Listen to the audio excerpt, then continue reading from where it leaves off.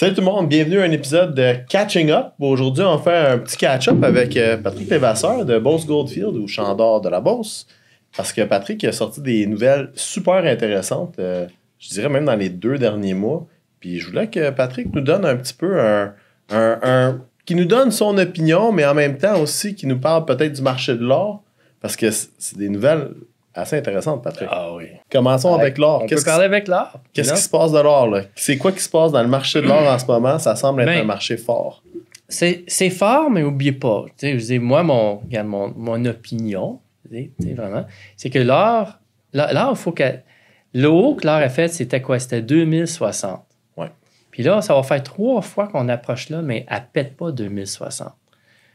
Je crois qu'elle va venir, mais pour que ça arrive, je pense qu'il faut que le marché boursier en général, faut vraiment comme cacasse. Parce que il y a une corrélation inverse entre l'or et le marché boursier. Tout le temps, c'est rien de nouveau. Tu peux reculer, je veux dire, des générations. Tout le temps été comme ça. T'sais. Surtout depuis les années 1970, quand l'or a été libre à transiger, quand il n'était plus associé avec le dollar américain. Tout le temps. Le marché boursier à la hausse, l'or traîne la patte.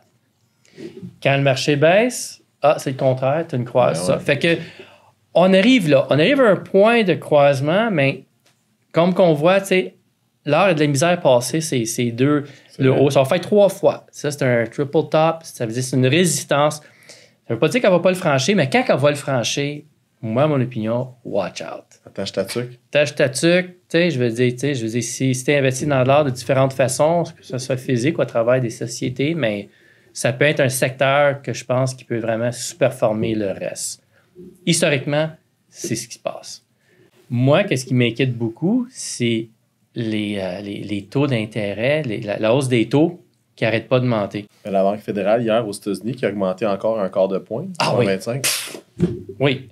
Je veux dire, c'est très short-sightedness. C'est drôle, mais c'est la réalité. Je veux dire... on va voir vraiment les effets, en 1 an, 2 ans. Il y en a qui disent que c'est après 2 ans que tu vois vraiment les effets des taux d'intérêt. Et là, on a eu des taux d'intérêt, une hausse violente, là. C'est-tu si violent que ça? Considérant, parce que je sais que dans le temps, je n'étais même pas né, mais Volcker, il a monté les taux d'une shot vraiment vite. Puis là, en ce moment, on dirait que ça a été graduel au fil de l'année. Fait que tu dirais que c'est violent pareil? Oui, pense-y, je veux dire, regarde, pendant longtemps, on avait des taux de base relativement très bas, historiquement très bas. OK? Et pour une génération, tout le monde a connu des taux bas. Fait que une grande partie de l'économie, c'est tout été basé sur ça. Que ce soit pour une hypothèque ou de l'argent qui était emprunté pour faire l'acquisition ou simplement par, qu'est-ce qu'on dit, le Fed qui imprime de l'argent, tout est fait avec des taux bas. Là, tout d'un coup, pense-y, si tu avais un taux de 1% et là, les taux est 4%, bien, c'est une hausse des centaines de pourcentages relativement parlant. Ouais. Ça veut dire ton coût d'emprunt, c'est une hausse, c'est un coût tout d'un coup supplémentaire exponentiel. Des choses vont craquer. On l'a déjà vu, 2 banques. Crédit Suisse, qui aurait pensé que Crédit Suisse, je veux dire quand on parle, je veux dire, on pense qu'il n'y a rien de plus sûr qu'un compte de banque en Suisse. Ouais. Les systèmes bancaires suisses, d'un coup, une banque suisse a fermé. Je veux dire, c'est... Ouais, je ne pensais pas voir ça. Ça, c'est comme... tout le monde parle de ce qui s'est passé avec Bear Stearns, Lehman. Tout le monde dit « Tu verras plus jamais ça. » On l'a vu en Europe. Ben, je veux dire, c'est comme... À chaque fois... Tout le monde dit, this time it's different. Mais la réalité, c'est que non, this time it's never different. C'est vrai. Je veux dire, les cycles économiques, ils arrivent, c'est prédit. Je veux dire, c'est prédit. Je veux dire, notre économie, quand on appelle, je veux dire, notre market economy, c'est ce qu'on l'est. Je veux dire, puis un market economy, ça existe depuis, ça fait 200 ans, ça existe. Si tu veux même reculer en Angleterre, au-dessus de 200 ans. Mais les cycles boom and bust, on a tout le temps eu, puis il va tout le temps en avoir. Tout le temps en avoir. Les hauts et les bas, les hauts et les bas. C'est drôle à dire, mais ça fait partie de la nature. Ça. À chaque fois que ça arrive, c'est tragique. mais c'est comme ça. Ça arrive. Et oui, ça va arriver. Je veux dire, autant peut-être l'économie est bonne, le taux de chômage est bas. Il va y avoir un temps que ça va être l'inverse. Plus que ça change, plus c'est pareil. Oui, je veux dire, souvent, mais le déclencheur, c'est tout ça quelque chose de nouveau. sais, l'autre fois, c'était aux États-Unis, c'était la bulle immobilière ou les notes, les notes du crédit farfelues, là, qui étaient subprime. Ça a pété. Voilà. Mais à chaque fois, à chaque bulle, comme il y a une nouvelle. Même si les bulles puis les économiques se ressemblent, puis c'est très cyclique, mais le raisonnement ou l'étiquette qu'on va attacher à ça, mais ça change. D'un coup, là, ça va être quoi? C'est du système bancaire ou non, tu sais. Mais je pense, c'est sûr, je veux dire, quand t'es d'autres, je commence à le voir, tu sais, je veux dire, regarde, je veux dire, il y a quelques semaines, tu sais, je veux dire, je reste pas à Outremont, mais ma fille va à Outremont, tu sais. Puis quand je vois, tu sais, je passe, la place, c'est des belles grandes maisons. Puis, je veux dire, il y a 2 mois, tu n'avais pas une maison à vendre. Puis là, maintenant, ça se vend. Là, tout d'un coup, là, l'espace d'une semaine, là, c'est comme des champignons. Tout, tu sais, à vendre. Parce que le taux, il est trop haut. Les gens, ça c'est leur fait mal, ils ont pris des variables. Ça, c'est des grandes maisons, c'était des gros taux d'hypothèque, ça, tu sais. Je veux dire, il y en a qui ont pris ça, tu sais. Fait que là, tu commences à voir, puis ça, mais ça, c'est tip of the iceberg, puis là, tu vas voir, ça va baisser. Tu sais, je veux dire, jusqu'à la classe, tu dirais moyenne, ça va descendre. C'est sûr. Ça va suivre. Hein, je veux dire, c'est.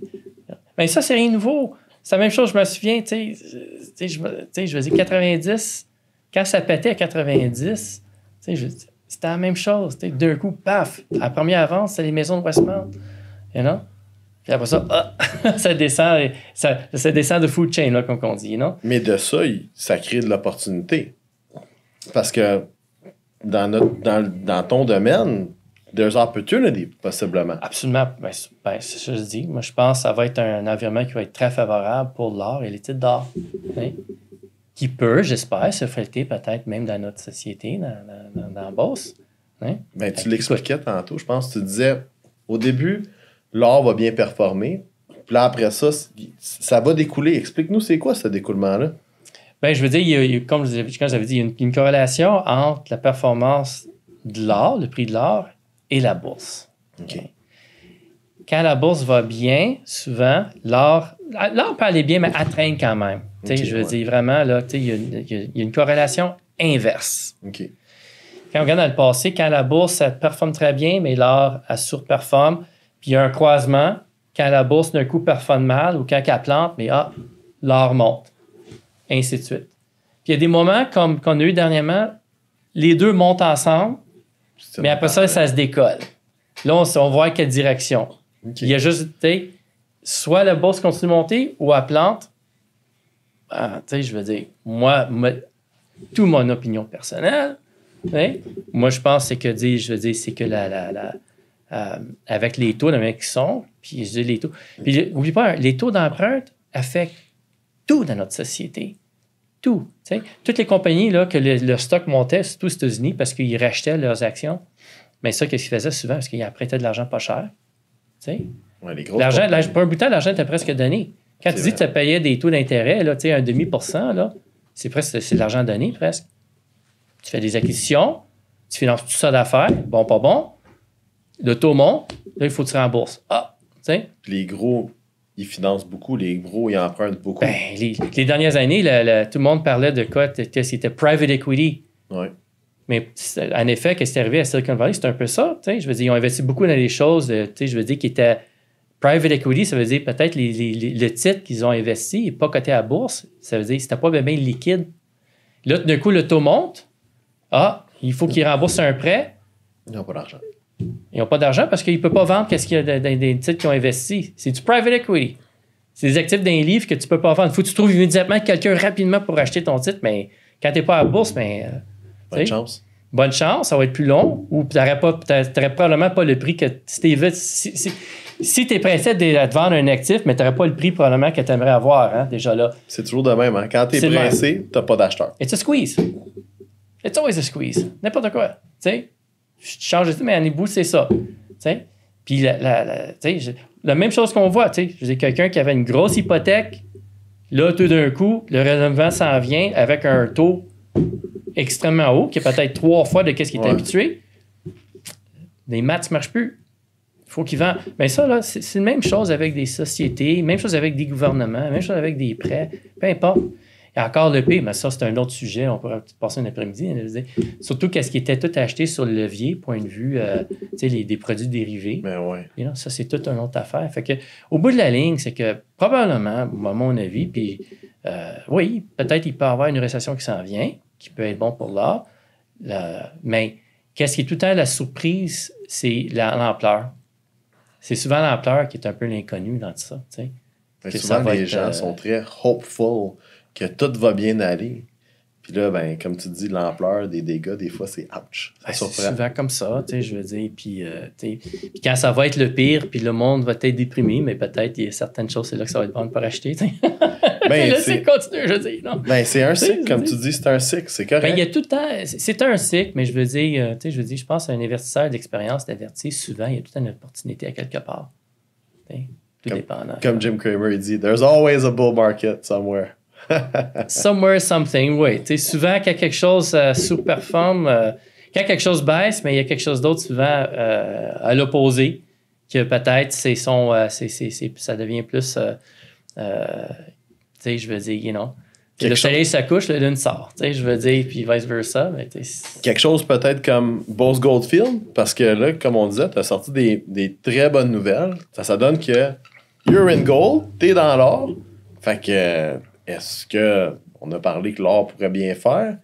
Parle-nous de ça, parce que c'est peut-être là qui est une bonne chance. Bien, je vais parler plus, comme je dis, le mouvement de l'action, c'est pas moi qui décide ça, c'est un marché. C'est un marché libre. Hein? C'est des acheteurs et vendent, tout ça. J'aimerais ça. Je pense qu'on est sur une bonne voie qui peut possiblement amener de la valeur au titre, mais faut que je concentre vraiment à parler du produit. Le produit, c'est quoi? Mais en effet, c'est l'exploration qu'on fait. Ouais. Puis à date, je veux dire, on trouve des choses qui sont vraiment intéressantes, qui peuvent amener à des découvertes vraiment intéressantes. Et j'espère qu'il va se refléter aussi dans le prix de l'action.